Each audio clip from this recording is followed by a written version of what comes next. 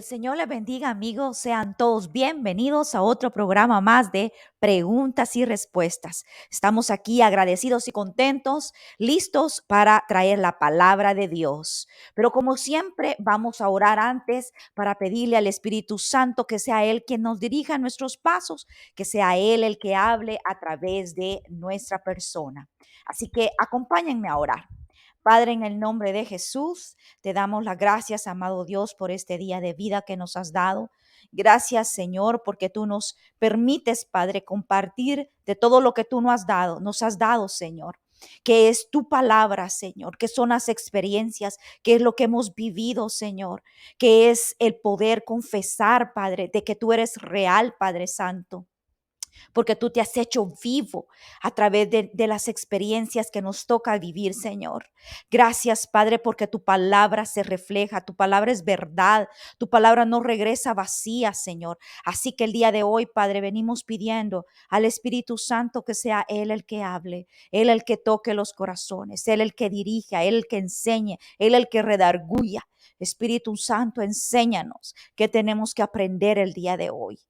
Bendícenos, Padre, con tu santa palabra. Te damos las gracias en el nombre de tu Hijo amado Jesús. Amén y amén. Bueno, hermanos, el día de hoy traemos un tema que hemos estado estudiando acerca de lo que es el fruto del Espíritu Santo. Con anterioridad, en otros programas hemos hablado acerca de las funciones del Espíritu Santo. Una de las funciones, decíamos que el Espíritu Santo redarguye, el Espíritu Santo corrige. Pero esa no es la única función. El Espíritu Santo tiene múltiples funciones en la vida del ser humano, en la vida del creyente. Y así como nos va enseñando qué cosas de la carne tenemos que quitar, qué cosas de la carne tenemos que corregir, de las cuales hablábamos en programas anteriores, de igual manera el Espíritu Santo produce un fruto en el ser humano. Cuando la persona, el creyente, permite, se deja guiar, se deja dirigir por el Espíritu Santo, es cuando entonces puede comenzar y ejercer en nosotros su autoridad y comenzar a cambiar nuestra vida y a que nuestra vida comience a dar ese fruto. Como lo dice Gálatas capítulo 5, versículo 22. Y dice así: mas el fruto del Espíritu es, y comienza hablando cuál es ese fruto: amor, gozo, paz, paciencia, benignidad, bondad, fe, mansedumbre, templanza. Contra tales cosas no hay ley. Pero los que son de Cristo han crucificado a la carne con sus propias pasiones y deseos. Entonces nosotros queremos que ese fruto comience a reflejarse y a verse en nosotros. Algunos de ellos puede hacer que nosotros los conozcamos, puede hacer que podamos decir: Dios me ha bendecido con ese fruto en mi vida. Pero hay algún otro de los que hemos mencionado que puede hacer que tú no conozcas a profundidad. Y vamos a tratar de hablar un poquito más, de indagar un poquito acerca de ellos. Vamos a tratar de hablar uno por uno durante este tiempo que nos permita indagar en su palabra. Vamos a comenzar hablando acerca del amor, que en griego significa ágape, es decir, interés y búsqueda del mayor bien de otra persona sin móviles de ganancia personal. Nuestro interés por beneficiar, por ayudar, por bendecir a una persona aún sin ese interés de que sea retribuido. Nosotros conocemos el amor que Dios nos ha permitido experimentar a través de nuestros padres, como padres a hijos, como hijos que experimentamos el amor de nuestros padres, como experimentamos el amor de cónyuges, de un esposo a una esposa, como amigos, como hermanos. El Señor nos permite experimentar ese amor, pero ninguno de ese nivel de amor que nosotros hayamos experimentado se compara al nivel del amor que Dios siente por nosotros. El amor que Dios siente por nosotros, Él nos permite experimentarlo, nos permite sentirlo, nos permite que nosotros podamos compartirlo con otros, pero el nivel de amor que Él tiene por nosotros, ninguno podría dárselo a nadie más. Dice en su palabra que es un amor que, si lo quisiéramos poner en estos términos, según lo dice su palabra, es de la distancia del cielo a la tierra. ¿Usted conoce la distancia del cielo a la tierra? Yo no. Entonces, así de infinito es su amor, así de impredecible es su amor, así de grande. ¿Y cómo nos lo demuestra? Su palabra dice que su manera de habernos lo demostrado es habiéndonos dado a su único hijo en sacrificio para poder salvar nuestra vida, salvar nuestra alma. Pero el Señor nos manifiesta también su amor durante toda nuestra vida. Día con día el Señor manifiesta su amor. Dice Primera de Corintios capítulo 13. El título de ese versículo dice la preeminencia del amor.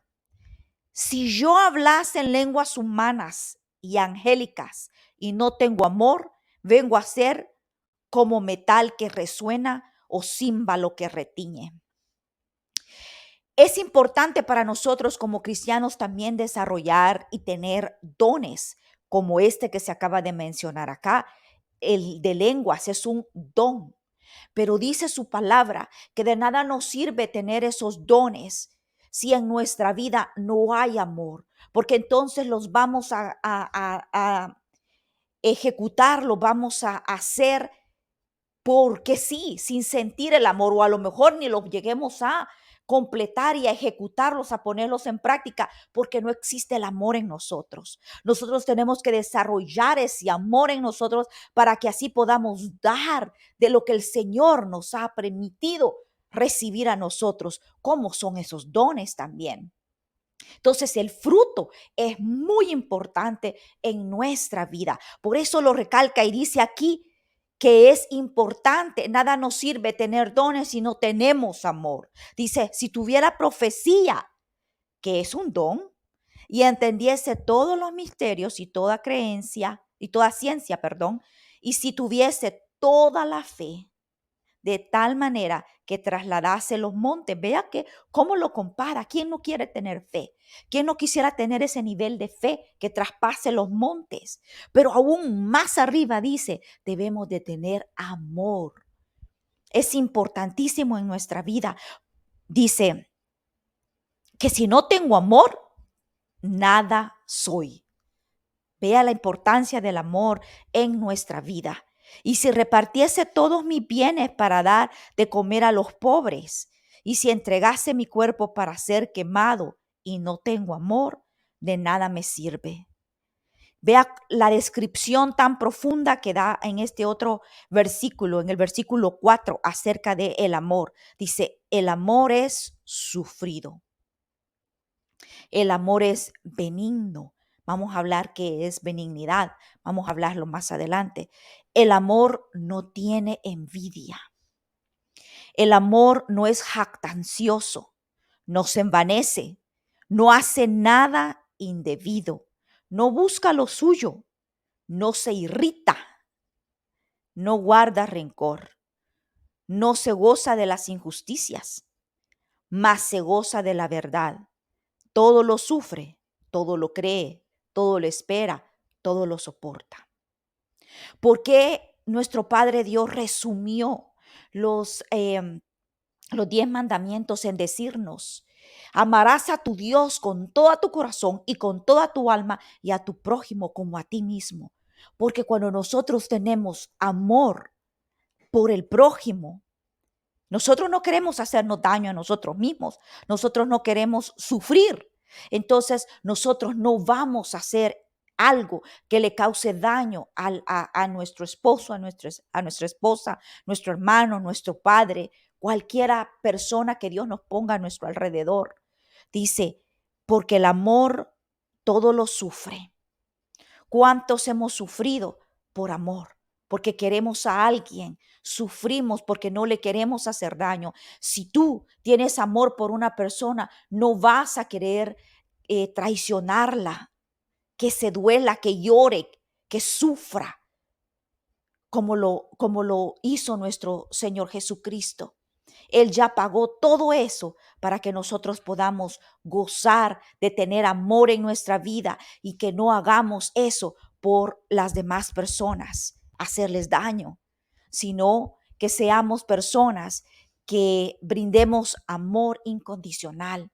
Dice, el amor no tiene envidia. No vas a envidiar a tu amigo. Te vas a alegrar cuando cuando tu hermano tiene alguna bendición, cuando tu hermano prospera. No vas a sentir envidia si hay amor en ti. Pero si nuestro corazón está lleno de envidias, debemos de sacarlas. Debemos de sacar esas cosas de nuestro corazón para que en nuestra vida pueda haber eso, los frutos del Espíritu Santo. Ese fruto que queremos recibir de nuestro Dios, que queremos que se manifieste en nuestra vida. Uno de ellos es el amor. El segundo dice que es gozo, que viene del griego hara. Dice que es la sensación de gozo fundado, la gracia, las bendiciones, las promesas y la cercanía de Dios que tienen los que creen en Cristo. Dice segunda de Corintios capítulo 6, versículo 10. Como entristecidos, mas siempre gozosos, como pobres, mas enriqueciendo a muchos, como no teniendo nada, mas poseyéndolo todo. Este versículo es hermoso porque este versículo nos hace entender que nosotros no tenemos que basar nuestro gozo y nuestra felicidad en nuestras circunstancias. Vea lo que dice, como entristecidos, mas siempre gozosos. Es decir, vamos a pasar por cosas en nuestra vida, pero que en nuestro corazón siempre haya gozo. Dice, como pobres, mas enriqueciendo a muchos. Es decir, si yo lo que tengo lo comparto, me lleno de gozo en mi vida. Ese es el gozo que Dios puede darnos a nosotros, no basado en lo que tenemos. Nosotros en la vida estamos acostumbrados a basar la felicidad dependiendo en los logros, en las circunstancias. Es decir, que si logramos tener la carrera universitaria que soñamos, un buen matrimonio, tener hijos, rodearnos con cantidad de amigos, tener un carro propio, lograr una independencia económica. Y aunque todos estos logros son cosas buenas, ninguno de ellos nos puede garantizar nuestra felicidad. Ninguno de ellos puede garantizarnos el gozo. Puedes tener un buen matrimonio, pero no tener gozo en tu corazón. Porque el gozo solamente lo puede dar Dios. Y como lo decía ese versículo, no basado en tus circunstancias. El gozo viene por gracia, decíamos antes en la descripción, viene por gracia porque la gracia es dada de parte de Dios. Entonces, Él llena nuestra vida y nuestro corazón de gozo independientemente en las circunstancias en que estemos pasando. El apóstol Pablo nos daba un buen ejemplo de esto. Él sufrió, pero él se llenaba de gozo y él decía lo mismo, que él no basaba su gozo en las circunstancias. Él aprendió a vivir en gozo en la pobreza o en la riqueza, en la soledad o en la abundancia de amistades. Así es como Dios quiere que nosotros logremos vivir, que logremos llegar a ese nivel en que no basemos nuestra felicidad en lo que tenemos o no tenemos, porque podemos estar llenos de cosas, llenos de bendiciones y no lograr verlas.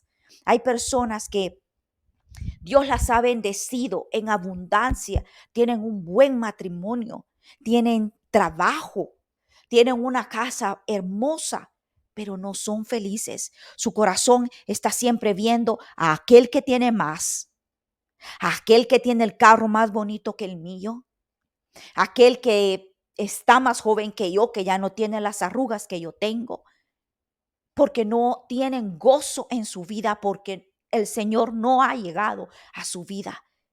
Y si el Señor no está allí, no puedes experimentar lo que tengas todo lo mejor en tu vida.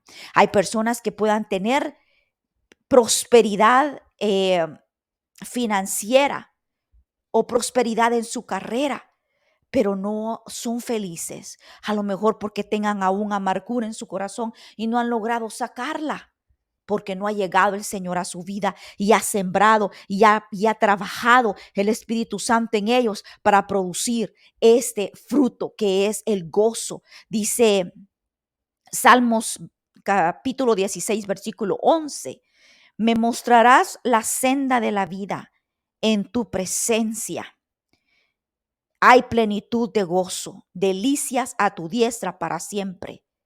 ¿Quién es el único que puede dar esto? Dios. Dice, me mostrarás la senda de la vida. ¿Quién nos va a mostrar la senda de la vida? ¿Tu esposo? ¿Tu amigo? No, Dios. Y dice, y en tu presencia hay plenitud de gozo. Él nos hará vivir en gozo. Él nos dará esa fuente de gozo, de vida, de esperanza, de felicidad en nuestra vida. Salmos 43:4 dice, entraré al altar de Dios, al Dios de mi alegría y de mi gozo, y te alabaré con arpa, oh Dios mío. Entra así con gozo a la presencia de Dios y Él te va a retribuir con lo mismo. El gozo va a permanecer en ti, aunque estemos pasando lo que sea en nuestra vida, porque vamos a pasar por circunstancias, pero el Señor puede hacer que aún en medio de esa circunstancia estemos con gozo en nuestra vida.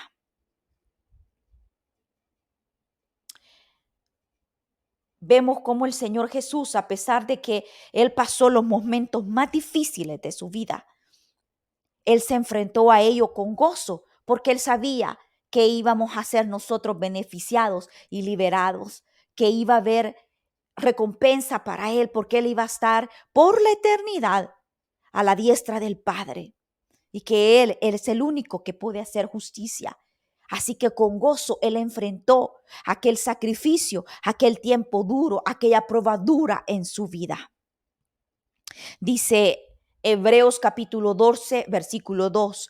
Fijemos nuestra mirada en Jesús, pues de Él procede nuestra fe y Él es quien la perfecciona. Jesús soportó la cruz sin hacer caso de lo vergonzoso de esa muerte, porque sabía que después del sufrimiento tendría gozo y alegría, y se sentó a la derecha del trono de Dios. Hebreos capítulo 12, versículo 2, la versión que les leí es Dios habla hoy.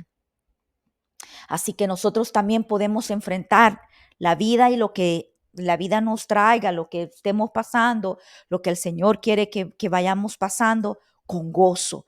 Recordemos cómo Pablo y Silas soportaron aquellos momentos duros de la vida, en aquella oscuridad de esa cárcel, con gozo alabaron al Señor. Y recompensa hubo para ellos. Las cadenas fueron rotas. Así que vemos cómo el fruto es importante en nuestra vida. También dice otro fruto es la paz. Si no tenemos paz, no puede haber gozo en nuestro corazón, en nuestra vida. Esta proviene del griego eirene. La tranquilidad, dice, esta es la descripción, es la tranquilidad en la mente y el corazón, fundado en que todo anda bien entre el creyente y el Padre. O sea, que para que haya paz, está diciendo ahí la descripción de paz, para que haya paz tiene que estar todo bien entre el Padre y nosotros. ¿Qué es lo que no nos permite que haya paz? El pecado. El pecado nos aparta de Dios. Entonces, cuando estamos apartados de Dios, el pecado produce tristeza, el pecado produce culpa. Entonces vamos a vivir una vida amargada, una vida sumergida en tristeza, en culpa, porque eso es el pecado, porque no hay paz en nuestro corazón, porque no hay comunión con el Padre, no hay alegría con el Padre. Y eso solamente lo puede dar Jesucristo, porque Él, cuando venimos a Él, cuando lo reconocemos como nuestro Salvador, dice Él que viene el perdón de pecado y no importa el pecado que hayamos cometido, puede ser lo más tremendo en la vida que nosotros nos podemos imaginar. Hay pecados que nosotros nos quedamos con la boca abierta de personas que han llegado a cometer eso, pero pecado es lo mismo para Dios, no importa el pecado de muerte o el pecado de mentir, pecado es pecado y pecado nos aparta de Dios. Y la única manera de poder encontrar paz y gozo en nuestra vida es a través de el perdón de pecado. ¿Cómo se logra eso? Únicamente a través de Jesucristo, que es el único que puede perdonar nuestros pecados. El único con la autoridad para perdonar nuestros pecados, porque Él lo crucificó todo en la cruz del Calvario. El ser perdonados nos hace libres, nos cambia la vida, nos cambia de esa condición de ira, de tristeza, de ansiedad, de miedo a una vida de gozo, de tranquilidad. Porque déjame decirte que sí, da tranquilidad el saber que ya no ando cargando con aquel pecado. Cuando yo le he pedido perdón a Dios por lo que yo he hecho, me quita esa culpa de encima y me ha dado tranquilidad. Entonces me permite recibir todo lo que el Padre tiene para mí. De lo contrario, hay un bloqueo, hay algo que no permite, porque el Padre no puede estar donde hay pecado. Así que es importante que nosotros nos acerquemos al Padre, dice, confiadamente, pidiéndole perdón, y Él en su infinita misericordia nos lo hace. Nos perdona los pecados. Dice Filipenses capítulo 4, versículo 7. Y la paz de Dios, que sobrepasa todo entendimiento, guardará vuestros corazones y vuestros pensamientos en Cristo Jesús. A pesar de las tribulaciones, nuestra vida se sentirá segura en Dios, porque tribulaciones van a venir, vamos a pasar, pero vamos a estar seguros en Dios, porque a través de su paz, esa paz que mora en nosotros, vamos a poder enfrentarnos a estas situaciones. Así que necesitamos de Dios. Necesitamos desarrollar todos estos frutos. ¿Y cómo se desarrollan estos frutos? Es únicamente a través del Espíritu Santo. Es una de las funciones del Espíritu Santo. Cuando nosotros nos rendimos, y nos decían en una prédica uno de estos días, un pastor invitado nos decía que el Señor nos invita a que nos sumerjamos a las aguas con Él, a que lleguemos, que Él sea el que controle, que ya no seamos nosotros, cuando nosotros nos metemos al agua, decía Él, lo ponía de esta manera, y el agua nos llega a los tobillos, nosotros tenemos el control. Podemos caminar hacia donde querramos porque todavía podemos. Cuando el agua nos llega a la rodilla, todavía podemos, con más dificultad, pero todavía podemos llevarnos nosotros a donde nosotros queremos. Pero cuando nos sumergimos en el agua, perdemos todo control y el río y la corriente es la que nos lleva. Entonces, así de esa manera es que nosotros debemos dejarnos que el Espíritu Santo sea el que guíe nuestra vida, el que la controle. Creo que todavía me quedan unos minutitos para poder hablarles de otro fruto más, que es la paciencia. A ver, ¿quiénes tenemos dificultad con la paciencia? Dice que viene del griego macrotumia, es decir, que es una constancia, es una perseverancia, una conformidad. Ser lento para el enojo o la desesperación es la descripción de paciencia. Es una perseverancia, una conformidad, dice, y que seamos lentos para el enojo. El ser humano, por naturaleza, no es paciente. Queremos encontrar el trabajo que queremos y nos dejamos ir y agarramos el primero que viene cuando sin haber antes consultado a Dios o haber esperado en Él. De la misma manera con el esposo o la esposa, pasos tan grandes en nuestra vida y nos dejamos ir sin esperar en Dios. Porque estamos desesperados, porque estamos tristes, porque estamos solos. Y no esperamos en Dios a que sea Él el que nos ponga la persona correcta. Y así en nuestra vida actuamos precipitadamente. El ser humano por naturaleza no es paciente, actuamos precipitadamente y nuestros impulsos nos llevan a tomar decisiones erróneas. Necesitamos desarrollar el fruto de la paciencia y ese fruto solamente nos lo puede dar Dios. Pero nosotros estamos llamados a esperar en el tiempo divino de Dios. Nosotros vamos a ser sometidos a pruebas, porque dice que la prueba nos va a producir el fruto de la paciencia. ¿A cuántos el Señor nos ha sometido a prueba? Quiero decir, a algunas pruebas, y nos está desarrollando la paciencia, porque nosotros queremos que nuestra petición sea ya respondida por el Señor. Claro que sí, porque ninguno queremos sufrir, ninguno queremos estar sufriendo. Queremos que ese dolor se nos quite, queremos que esas finanzas mejoren, pero el Señor sabe que es durante esa prueba y es necesaria pasarla para que Él pueda producir ese fruto en nosotros, el fruto de la paciencia. Dice Santiago capítulo 1, versículos 3 al 5, sabiendo que la prueba de nuestra fe produce paciencia, mas tenga la paciencia su obra completa, para que seáis perfectos y cabales, sin que os falte cosa alguna. O sea que durante esa prueba que vamos a desarrollar fe y paciencia, dice que vamos a perfeccionarnos, dice aquí, para que seáis perfectos y cabales, sin que falte cosa alguna. Entonces debemos esperar en el tiempo divino de Dios. Él es el que va a ayudarnos durante esa prueba para que podamos desarrollar ese fruto de la paciencia.